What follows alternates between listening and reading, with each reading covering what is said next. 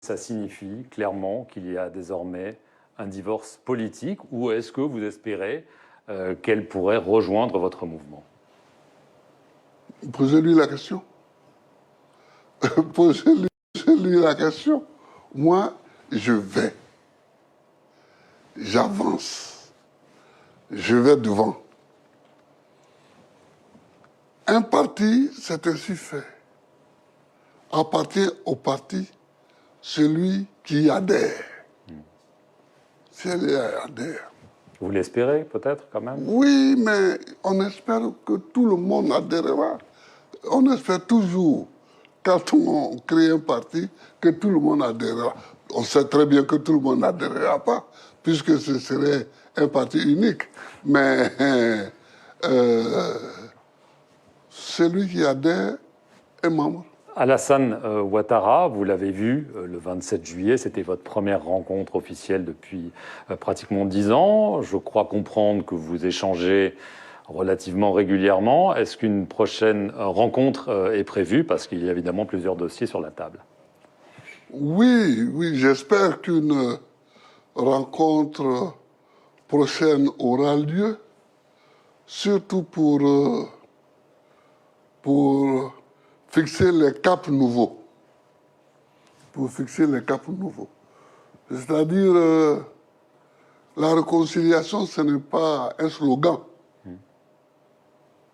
La réconciliation, ce n'est pas un slogan. Ça pourrait prendre la forme de quoi? D'une sorte de dialogue national? Bon, c'est vrai qu'on l'entend souvent, mais... Ouf, je ne sais pas. Je ne sais pas. Tout dépend de ce que le chef de l'État va nous proposer comme schéma. Mais je pense qu'il faut solder tous les comptes et puis se mettre en chemin. J'ai entendu dire que lors de cet entretien du 27 juillet, vous avez abordé avec le président le cas de Guillaume Soro, Oui. Que vous avez plaidé pour qu'il puisse revenir, mais que le président vous a opposé un refus catégorique. Vous confirmez? Non, vous avez mal entendu. J'étais pas là, mais Oui, mais vous avez entendu. Celui qui vous a parlé a mal parlé. Alors, Alors racontez-nous, Monsieur le Président. Non, je n'ai rien à raconter. Je sais qu'on a discuté de beaucoup de cas, dont celui de Guillaume Soro, et il n'y a pas de non ou de oui. C'est même le président Ouattara qui a abordé le problème de Guillaume Soro. Donc, Vous souhaitez son retour? oh, mais bien sûr, je souhaite que la Constitution soit appliquée. Dans notre Constitution, on dit que nul Ivoirien ne doit être contraint à l'exil. Je crois que c'est ça que dit la Constitution. Je souhaite qu'elle soit appliquée. Parce que si nous avons écrit ça dans la Constitution, si les constituants l'ont écrit, ça correspond à beaucoup de choses dans la tête des Ivoiriens. Voilà. Alors, il y a un autre sujet, vous l'avez abordé dans votre discours de clôture au Congrès, c'est votre condamnation à 20 ans de prison dans l'affaire dite du braquage de la Banque centrale des États d'Afrique de l'Ouest. Vous avez dit que vous récusez cette condamnation. C'est peut-être pas aussi simple, parce qu'elle est là. Est-ce que vous attendez, de la part d'Alassane Ouattara, une amnistie sur cette affaire? Moi, je n'attends rien. je n'attends rien. Mais c'est quand même une épée de Damoclès pour vous. Oui, mais moi, je n'ai aucune épée de Damoclès parce que je n'espère rien. Je n'ai jamais braqué une banque. Moi, je ris. Je ris et je dis que c'est une mauvaise plaisanterie. Mais on ne va pas me faire admettre ce qui est inadmissible. C'est ça. Il y a un autre sujet sur lequel vous êtes exprimé, enfin on a tous compris, c'est ce projet dont on parle de mettre une limite d'âge pour être candidat à la présidence à 75 ans. Ça a déjà existé dans la Constitution de 2000. Cette limite avait été levée lors de la dernière réforme constitutionnelle. Et il se dit qu'on pourrait la rétablir, ce qui ferait que Alassane Ouattara, Henri Konan Bédié et vous-même ne seriez pas en mesure de vous présenter, si vous le souhaitez, à une prochaine élection présidentielle? Je suis contre. Et Parce que vous considérez que c'est une façon de vous éliminer? non, je trouve que c'est ringard. Je trouve que c'est ringard. Dans un pays civilisé où on est bien élevé, on ne limite pas, on ne limite pas les candidats par leur âge, à cause de leur âge. Joe Biden est plus vieux que moi. Vous avez dit dans votre discours deux choses. Vous allez dire, je ferai de la politique jusqu'à ma mort. Bien sûr. C'est moi et moi seul qui vais décider sous quelle forme. Et après, à la fin de votre discours, vous avez dit cette phrase qui a intrigué beaucoup de militants, il faut le dire, à qui j'ai parlé. Mon ambition aujourd'hui, c'est de partir. On a l'impression que vous dites une chose et son contraire. C'est qu'on comprend mal. Alors expliquez-nous. Ah oui, parce que faire la politique, ce n'est pas être président du PPA. Vous comprenez? Je fais la politique en étant à la tête du parti, mais je peux faire la politique sans être à la tête du parti. C'est ça que je veux exprimer. Mon ambition. Moi, je n'ai jamais été militant de base. Depuis 1982, j'ai toujours été le leader, c'est-à-dire ou bien le secrétaire général, et après président. Bon, il arrive un moment où on est fatigué de prendre sur soi toutes les charges de direction, Donc vous souhaitez... Oui, je souhaite me désengager dans un avenir que je ne peux pas définir ici. Vous désengagez de la tête du parti, la confier à un dauphin ou une dauphine. Du parti en confiant la direction du parti à quelqu'un d'autre. Mais ça ne veut pas dire que je quitte la politique. Mais alors, évidemment, vous savez la question que je vais vous poser. Oui. Vous l'imaginez, tout le monde a une date en tête, une date théorique qui peut changer, mais c'est 2025. Oui. Quand est prévue la prochaine élection présidentielle. Oui. Et donc, est-ce que ça veut dire que vous ne serez pas candidat à cette élection? Mais je n'en sais rien. Je n'en sais rien. Parce que je l'ai dit aussi, mais ça, on l'a moins compris. Parce que j'ai dit, moi, j'ai occupé toutes les fonctions. J'ai été opposant, j'ai été président. Donc, et j'ai écrit ce qu'il faut faire. J'ai écrit ce qu'il faut faire pour que la Côte d'Ivoire sorte du sous-développement. Donc, mes idées sont là et je vais continuer à écrire. Bon. Maintenant, et je l'ai dit, en 1940, quand De Gaulle était dans l'avion qui le menait à Londres, il ne pensait pas qu'il allait devenir président de la République. Il y a des moments où certaines charges s'imposent à vous. Donc vous ne l'excluez pas. Quand vous dites « je n'en sais rien », ça veut dire peut-être oui, mais vous pourriez me dire « écoutez, aujourd'hui, je me retire, je ne veux plus, je l'ai déjà été ». Voilà, c'est-à-dire que si les circonstances sont telles que nous avons des chances de gagner sans moi, on va accompagner celui... Mais si les circonstances sont telles que vous avez des chances de gagner avec vous? Avec vous, avec moi, eh bien, donc je n'exclus rien.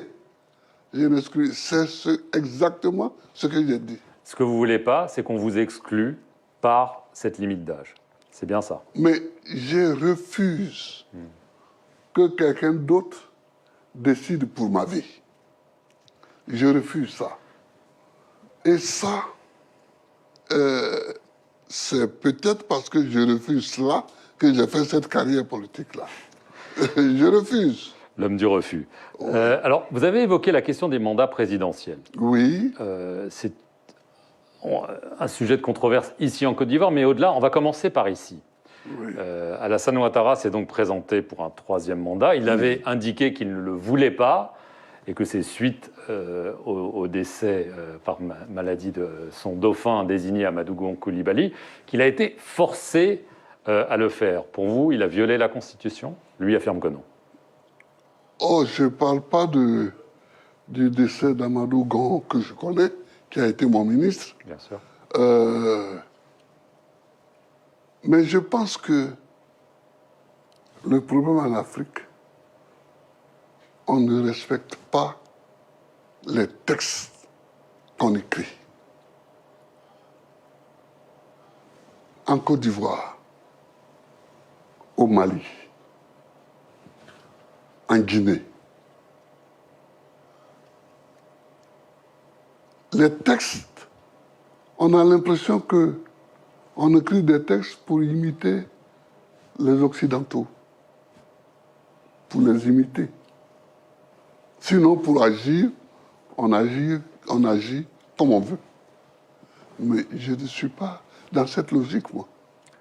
Quand on écrit quelque chose, quand on écrit une constitution, quand on écrit une loi, il faut la respecter. Oui, mais vous connaissez l'argument. On change de constitution, on remet les compteurs à zéro. Oui, mais c'est justement tout ça qui est ne pas respecter la loi. Donc Alassane Ouattara n'a pas respecté. Oui, oui, mais à quoi ça sert aujourd'hui de le dire? Alors, ça sert de le dire parce que vous avez parlé de la raison. Et je vais quand même vous poser une question. Vous avez cité des exemples, on va y venir. Mais est-ce que, fondamentalement, est-ce que ces histoires de limitation de mandat qu'on fait sauter, remettre à zéro, est-ce que ce n'est pas un poison pour la démocratie en Afrique? Mais je vais dire une chose, je vais vous dire une chose. Parce que ça encourage les coups d'État, d'une certaine façon. Moi, je suis pour la limitation des mandats à 2. Je suis pour ça. Point final. Bon, mais les gens ne sont pas obligés d'être pour la limitation des mandats. Il y a des pays où on ne limite pas les mandats. Et donc, écoutez, la chancelière allemande, elle a fait 16 ans. Elle a fait 16 ans. Non, mais dans les pays où il y a une limitation... Excusez-moi. Pardon. Qui le lui reproche? Personne. Parce qu'elle n'a rien violé. Elle n'a violé aucun texte. Ici, ce qu'on a reproché à Houphouët-Boigny, ce n'est pas d'avoir fait 33 ans de présidence. C'est d'avoir fait le parti unique. Vous comprenez? Mais sinon, lui n'avait pas limité les mandats. Donc, n'ayant pas limité les mandats, il continuait. Il faut qu'on soit logique. Il faut qu'on soit logique. La démocratie, c'est ça aussi. On adopte des textes. On n'est pas obligé de mettre 2 mandats. Mais une fois qu'on a mis 2 mandats, respectons les 2 mandats. Si on ne veut pas faire 2 mandats, on ne met pas les 2 mandats dans le texte. Quand le président français va au Tchad à la suite de la mort d'Idriss Déby et semble légitimer une transition dynastique, beaucoup y ont vu 2 poids 2 mesures par rapport à ces condamnations assez virulentes des coups d'État au Mali. Vous aussi? Ce n'est pas mon affaire. Et le président français fait ce qu'il veut là-bas. Mais moi, je n'ai pas compris. Mais ça, je laisse au président français la liberté de faire ce qu'il a fait là-bas. La présence française, militaire en Afrique, est-ce que ce n'est pas l'heure de la remettre en cause? On le voit au Mali. Ici, il y a une base militaire française, vous êtes bien placé pour le savoir. Est-ce qu'il ne faudrait pas remettre en cause cela? Est-ce que ce n'est pas le moment de dire les bases militaires, les accords de défense? Mais j'ai toujours remis en cause, moi. Là, vous souhaiteriez la fermer, par exemple? Vous direz à la France, les soldats à la maison? C'est pas parce qu'on aura demandé de fermer les bases militaires françaises, qu'on est contre la coopération avec la France. Mais l'heure d'avoir des bases militaires étrangères dans nos pays est passée. Cette heure-là est passée. Nous sommes dans une heure où nous devons aller vers plus d'indépendance, plus de coopération interafricaine. C'est ça qui est le problème. Je veux en revenir au 31 mars de cette année. Vous vous souvenez de la date, j'imagine? Bien sûr. Vous êtes à la Cour pénale internationale. L'acquittement définitif est prononcé. On se souvient de votre visage. Vous pensez à quoi à ce moment-là? J'ai d'abord fait ça. Oui. Ça, on a compris. Si vous vous mais... souvenez. Oui, oui. Ouais. Mais dans votre tête, je ne sais pas. C'est pas dans ma tête qu'il faut chercher des réponses. C'est dans la réalité. Parce que ce procès-là, pour moi, c'est une forfaiture. Alors, votre co-accusé Charles Blé Goudet, Oui. Suite à sa libération, il a demandé, sur France 24 notamment, pardon. Il a demandé pardon aux victimes, pardon aux Ivoiriens, parce que oui, comme vous, il a été acquitté des crimes les plus graves, mais il y a quand même des crimes qui ont été commis. Il y a quand même 3000 personnes qui sont mortes. Oh, il y a plus de 3000 personnes. Peut-être plus. Il y en a même certainement plus. Donc, est-ce que vous aussi, vous demandez pardon parce que Moi, vous étiez responsable? Je ne suis pas Charles Blé Goudet. J'ai bien Je remarqué. suis Laurent Gbagbo, ancien président de la République de Côte d'Ivoire. Je ne dis pas, je ne parle pas comme Charles Blé Goudet. Voilà.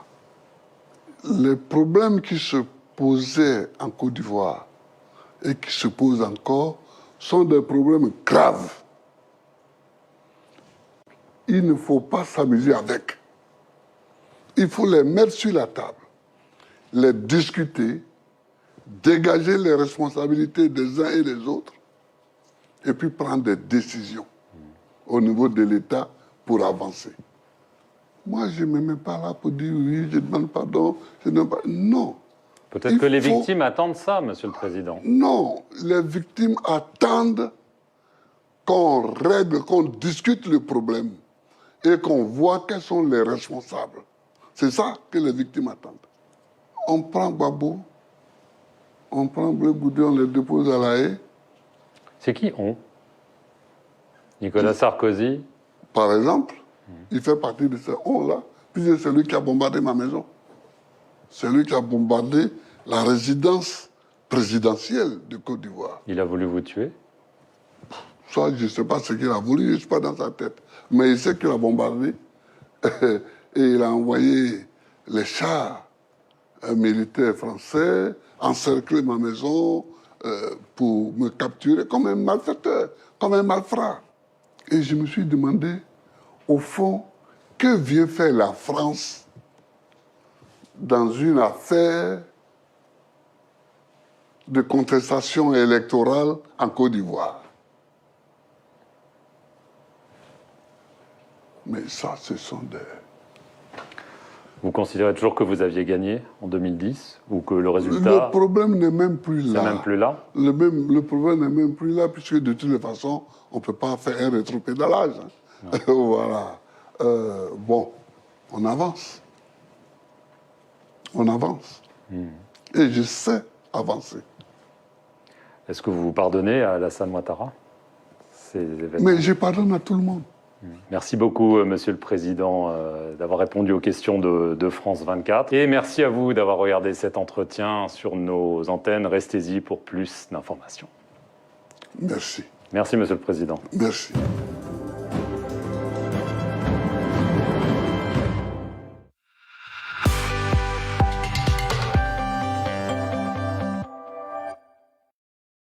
En étant maman, je me suis rendu compte qu'en fait, j'attendais beaucoup ma pause cigarette et du coup, j'essayais un petit peu de bâcler des moments qui auraient pu être privilégiés avec mes enfants.